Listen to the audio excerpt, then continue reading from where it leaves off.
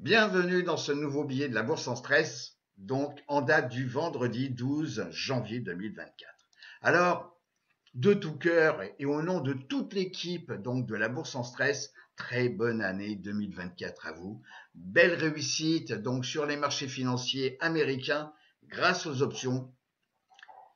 Janvier donc 2024, il y a très peu de temps, Michael vous a présenté donc le portefeuille, le bilan du portefeuille 2023 donc de la bourse en stress. Je vous conseille de regarder la vidéo, très intéressante. Lundi 15 janvier 2024, les marchés américains sont fermés. C'est la commémoration de Luther King. Nous allons proposer en mars 2024 de nouveau une formation option niveau 1. Je vous en parle juste sur le slide suivant. Et puis en fin d'année, donc 2024, nous proposerons une formation option niveau expert. Cette semaine, le jeudi, donc 18 janvier, 21h, heure de Paris, vous aurez sous la vidéo YouTube donc le lien pour suivre ce webinaire. Donc c'est un webinaire de présentation de la formation option que Michael va vous présenter et nous serons là également, José et moi. Alors, où est-ce que nous en sommes donc le 12 janvier 2024? Alors d'abord, le VIX, il est toujours à un niveau très bas. Voilà, on s'est vu courant décembre, grosso modo, à un pouillème près, nous sommes toujours sur les mêmes niveaux du VIX, ce qui est un handicap pour les ventes d'options, mais pas pour les achats, puisqu'on va acheter moins cher. Le SP500, le SPX, on clôture donc en weekly, on fait une clôture en weekly plus haut de 2 ans. Clôture en weekly, je dis bien. C'est pas un plus haut au niveau d'une mèche, c'est en clôture. Le pétrole, donc le crude oil, donc on a un niveau, nous avons un niveau toujours identique du pétrole à 72-76. On est toujours entre la 200 week et la 50 week. Donc ça, c'est un avantage d'un point de vue économique. L'énergie est moins chère. D'ailleurs, le tracker, l'ETF XLE, vous voyez comme quoi on a exactement la même chose. On est entre la 200 semaines et la 50 semaines et on a un niveau tout à fait comparable à ce que nous avions vu au mois de décembre. Et puis XLK, bon, en tous les cas, on performe bien. On a ici une progression sur 7 semaines de 4,41. Bon. Le dollar index, on est au-dessus du support qui est à 101,08 dollars. Donc c'est le dollar index par rapport à d'autres currencies, donc d'autres monnaies comme le yen, comme l'euro, comme la livre sterling. Et on est toujours sur les mêmes niveaux, donc ça veut dire que le dollar n'est pas trop cher. Donc au niveau industrie et au niveau économique, c'est un avantage pour les États-Unis. Juste un petit clin d'œil sur le BTC, on est toujours à des niveaux importants. Donc après la projection future, je ne m'appelle pas Irma, mais en tous les cas, on a un niveau quand même au-dessus des 42 000 dollars, donc le Bitcoin. L'or, on est toujours au niveau de la résistance à 187 dollars, donc le niveau de résistance, donc on l'a dépassé puisqu'on est au-dessus, donc maintenant c'est un support. Pour l'instant, comme je vous l'ai expliqué, l'or est à suivre. Donc, on est au-dessus de cette zone support-résistance. Maintenant, c'est un support. Bon, à tous les cas, à suivre. Et puis, les taux, ça va arranger tout le monde. Donc, on est sous la moyenne mobile 200 et la moyenne mobile 200 et donc D1 et également au-dessous, de la 50D. Et on a un niveau de 3,95.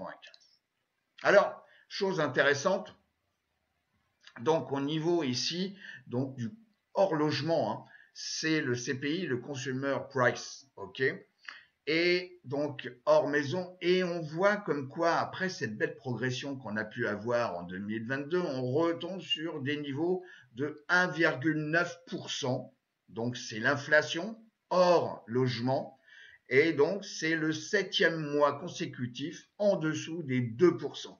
ce qui est un avantage quand même par rapport au taux d'intérêt que la Fed pourrait modifier, et également d'un point de vue économique, toujours pour les États-Unis, hein, bien sûr.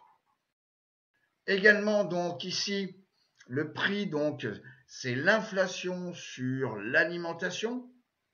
Donc l'alimentation chez soi, ok, on fait les courses pour manger chez soi. Donc c'est l'inflation. Et là, c'est pareil, vous voyez, comme quoi, donc courant 2021-2022, on a eu beaucoup d'inflation là-dessus. Et on revient sur des niveaux à 1,3. Donc, et c'est une baisse, donc, par rapport au plus haut ici, relativement important. Alors également, j'ai fait une ventilation des Consumer Price Index, donc sur les soins médicaux, donc ceci depuis 3 ans, sur l'habillement, sur les salaires, sur les voitures neuves, sur l'alimentation à domicile, je viens d'en parler, l'alimentation donc hors domicile, et puis les loyers, donc qui ont bien monté quand même depuis 3 ans, mais ça a bien baissé aussi. Donc les voitures d'occasion, l'électricité, alors ça c'est un poste quand même relativement important parce que ça touche aussi bien les individus que les sociétés. Le gaz, donc à travers les services publics. Les transports, puisque sans transport, il n'y a pas de business aux États-Unis. Donc là, c'est quand même une belle progression de 30%. Donc si je fais une moyenne, ça fait plus de 10%, grosso modo 10% par an. Et puis, prix des réels des maisons, eh ben, sur 3 ans, on a une progression de plus de 36%, ce qui est quand même pas négligeable. Et puis, l'essence, vous voyez, 45%, et le fioul, 53%. J'arrondis. Alors, chose intéressante aussi, donc c'est entre décembre 2022 et 2023, c'est les 7 sociétés qui composent, les plus importantes, qui composent le SP500. Et on voit comme quoi ces 7 sociétés les plus importantes, donc composées d'Apple, de Microsoft, de Google, d'Amazon, de Nvidia, de Meta et de Tesla, ces 7 sociétés en termes de pondération est passée de 20% en 2022 à à 28% donc en 2023. Donc on voit comme quoi le marché financier aujourd'hui est orienté sur les mégas. Et je vous rappelle que les mégas, ce sont des sociétés au-dessus des 200 milliards de capitalisation. Bon. Donc, vous voyez la progression donc sur Microsoft, vous voyez. Donc, la progression ici sur NVDA, ça représentait en termes de pondération 1,1% du SP500 en 2022. Et là, fin 2023, NVDA représente 3,1% de l'indice SP500. Alors, ça va pas faire plaisir donc ceux qui habitent encore en Europe. C'est simplement donc les indices, donc les index de production industrielle. Donc la France en blanc, en jaune l'Allemagne, excusez-moi, et puis en vert l'Italie. Et vous voyez comme quoi déjà on revient sur des niveaux des années 2009. Alors ici, on a eu effectivement le phénomène donc des confinements, l'arrêt de toutes les donc à travers donc le Covid. Bon, vous voyez comme quoi c'est pas folichon, c'est pas folichon. Et l'Italie a un indice supérieur aussi bien à la France qu'à l'Allemagne. Donc il y a peut-être quelques inquiétudes à avoir en zone euro. Et ça donnera un avantage, bien entendu, au marché donc américain. Le VIX, on est à 12,69 en termes de clôture, donc vendredi. On est toujours dans cette zone en dessous des 15, donc ça c'est un support résistance, à 15,07. Bon, donc là, effectivement, je vous rappelle que le VIX peut être l'ami ou l'ennemi des vendeurs de primes. Bon. Alors effectivement, pour celui qui veut acheter une option, c'est un avantage. Mais il faut encore avoir de la clairvoyance sur le devenir des marchés. Alors ça, c'est un indicateur, vous me connaissez, je le suis, c'est l'ETF basé sur les constructeurs de maisons, sur la construction de maisons aux États-Unis. Donc là, on est en bougie weekly. Ok, on a clôturé donc cette semaine à 94,42 $. Bon, est-ce que cette bougie donc hebdomadaire engolfe complètement la précédente qui correspond au début de l'année donc 2024? Bon, en tous les cas, quoi qu'il en soit, on est au-dessus ici donc de la 10 semaines. Ici, on a la 50 semaines et là, la 200. Donc, à suivre quand même. Donc, après cette belle progression. Alors, la distribution entre les valeurs de croissance et les valeurs value. Bon, ben on voit comme quoi ici, on vient de clôturer, on est toujours en bougie hebdomadaire, on a bien clôturé cette semaine. On revient tester des zones ici, donc de résistance. Alors, tableau très intéressant. C'est un tableau qui donc remonte de 89 jusqu'à 2023. Donc pour 2023, c'est pas en date du 31 décembre 2000, mais c'est aux alentours du 17 décembre 2023. Donc là, vous avez donc ce qu'on appelle les bénéfices par action. Bon, on voit comme quoi depuis la nuit, enfin depuis 89, on est toujours généralement en progression. Donc là, vous avez la variation donc des bénéfices par action, ok, en termes de pourcentage. Donc on a des années où effectivement on est négatif. Et là, c'est la valeur de clôture donc à la fin d'année, donc avec ma petite remarque concernant ici l'astérix. Et puis ici, c'est la variation donc là c'est la valeur et là c'est la variation sur l'année. Et puis là, c'est donc le prix, le price, par rapport au bénéfice. Alors, intéressant, c'est que on a ici donc la variation du prix par rapport au bénéfice. On remarque qu'en 2022, on est retombé à un prix donc de 19,5 par rapport au résultat, par rapport au bénéfice. Bon, soit une chute de 14,8 par rapport à l'année précédente. C'est comme ça qu'il faut regarder donc le prix par rapport au bénéfice.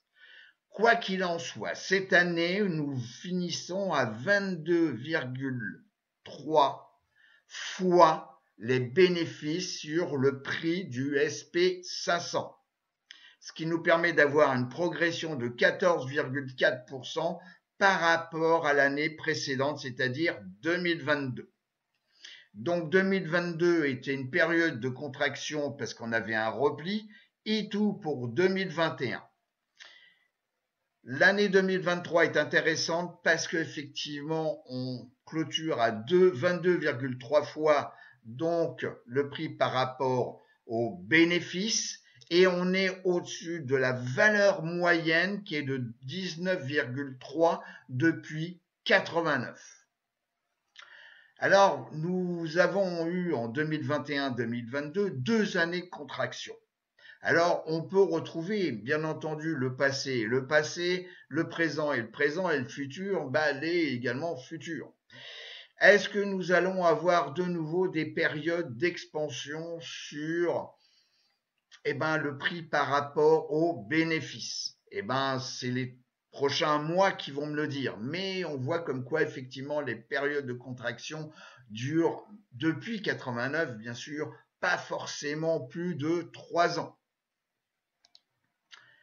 Concernant le SP500 en bougie mensuelle, donc avec les bandes de Bollinger, ma moyenne mobile 17 mois qui me définit, donc bien entendu c'est mon outil à moi en termes donc de repli, donc où on est au-dessus ou en dessous de cette moyenne mobile, ce qui peut générer effectivement des phases de retracement comme on a pu voir par exemple en 2022, par exemple, oui. Donc, alors, on vient de titiller au mois de décembre donc la bande supérieure de Bollinger.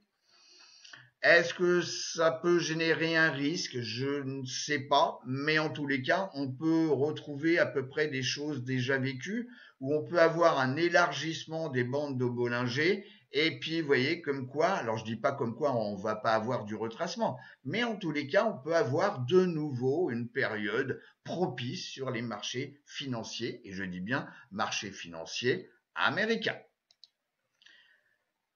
Une autre vision, alors là, on enlève encore plus de bruit. Nous sommes en bougie de 12 mois sur le SP500. Donc, l'année ici, donc 2022, a été négative, mais par contre, l'année 23 engolfe complètement ici cette bougie rouge. Alors, est-ce que c'est un indicateur positif?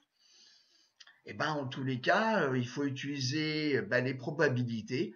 Je dirais comme quoi c'est peut-être de bon augure.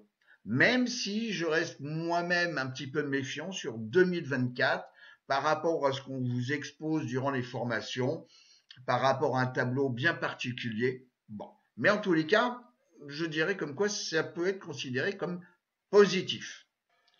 Ce graphique donc qui remonte à 2000, l'an 2000, donc reprend les quatre indices, donc le Russell 2000 ici donc en violet, le QQQ qui est donc l'ETF adossé au Nasdaq 100, le Dow Jones Industrial DIA et puis le SPY, le SP500.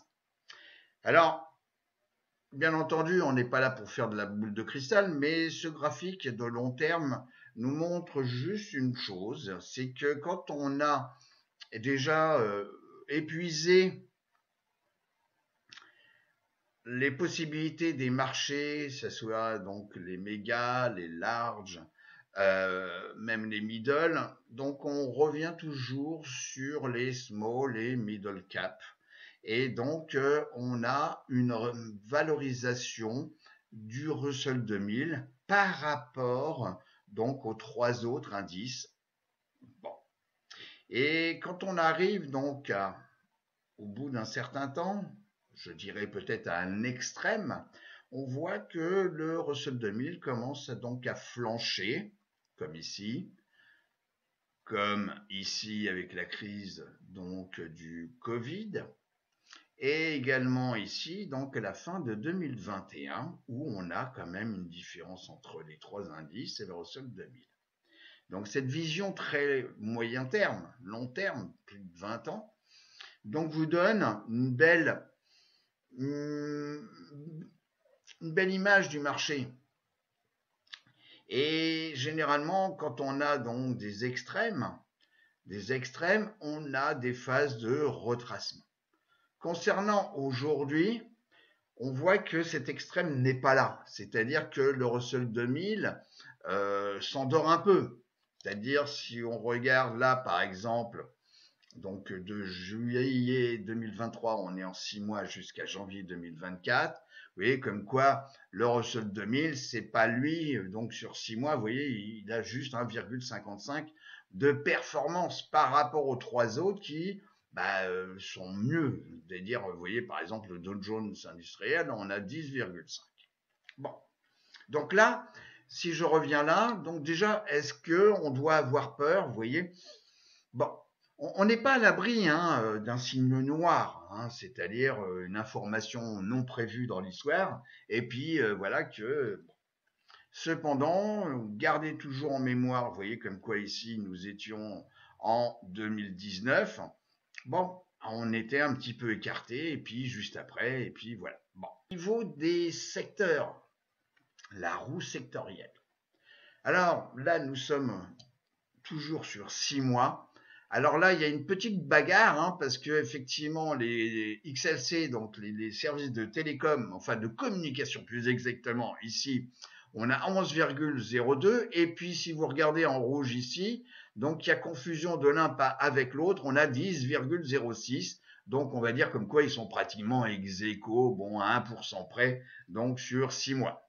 Donc, le premier, les services de communication. Le deuxième, donc ici, en rouge, donc XLK, ici je vais le mettre là, voilà XLK, donc avec une progression ici de 10%, bon. Ici, le troisième, c'est les financières, XLV, et le quatrième ici, c'est la santé. Bon. Alors, le seul qui est vraiment négatif, c'est les utilities, XLU, et puis ici, un tout petit peu positif, là, donc, les staples et puis l'énergie. Retour sur les secteurs et sous-secteurs que je suis, ici, donc, organisés par ordre décroissant sur 6 mois. Ben, vous voyez, le premier sous-secteur, donc c'est XHB sur 6 mois, c'est l'ETF adossé sur les constructions de maisons, suivi par les semi-conducteurs avec un résultat de 10,23%. Ok.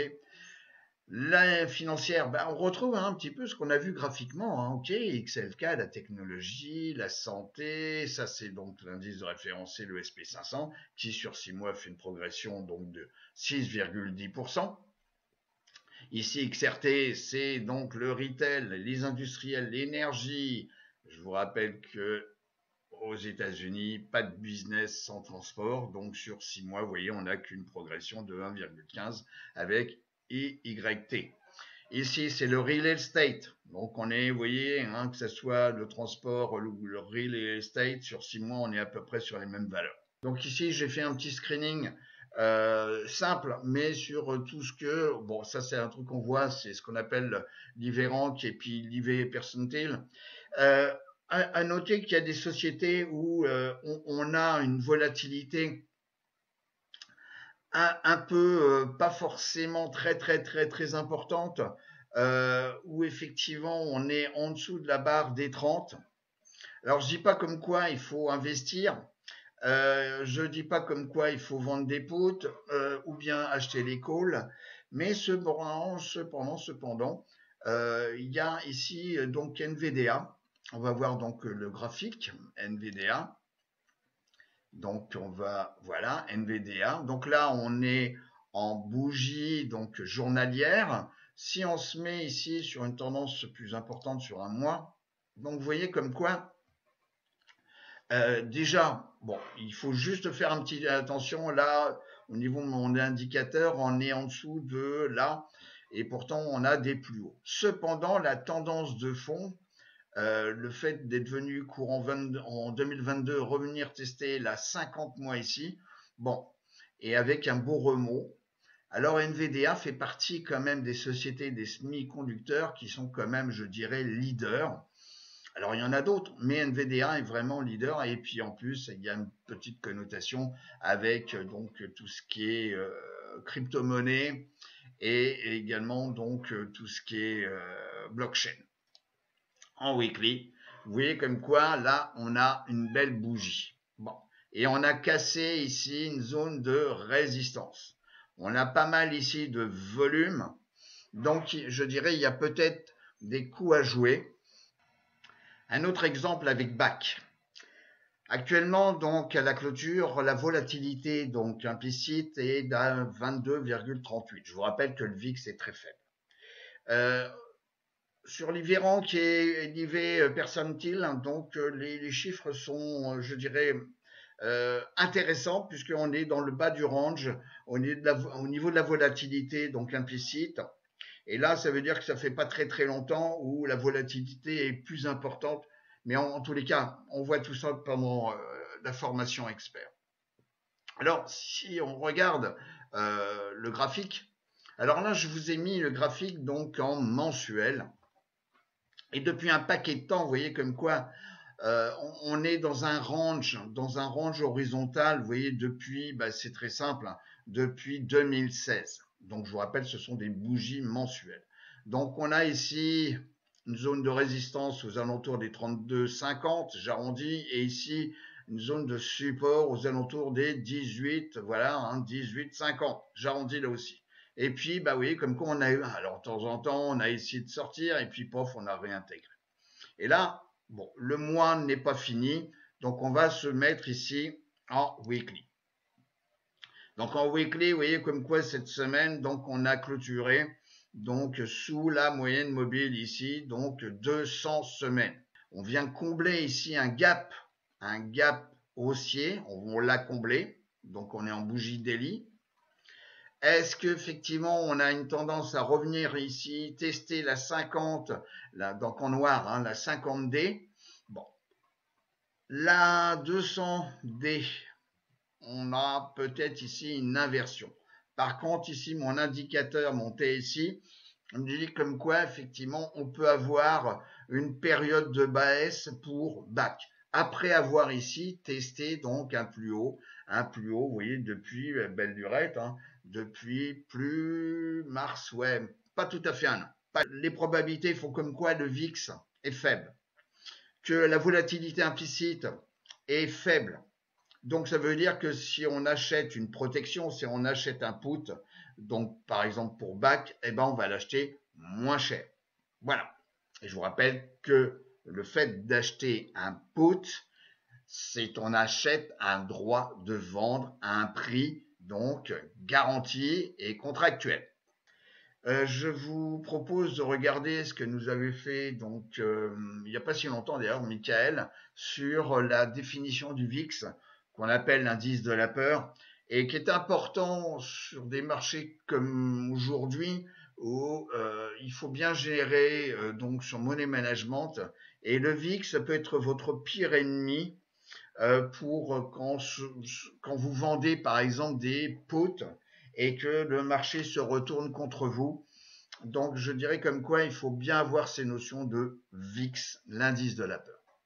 Alors, on va en finir donc avec ce billet. Je vais vous souhaiter une excellente semaine de trading et je vous dis donc à très bientôt. Portez-vous bien.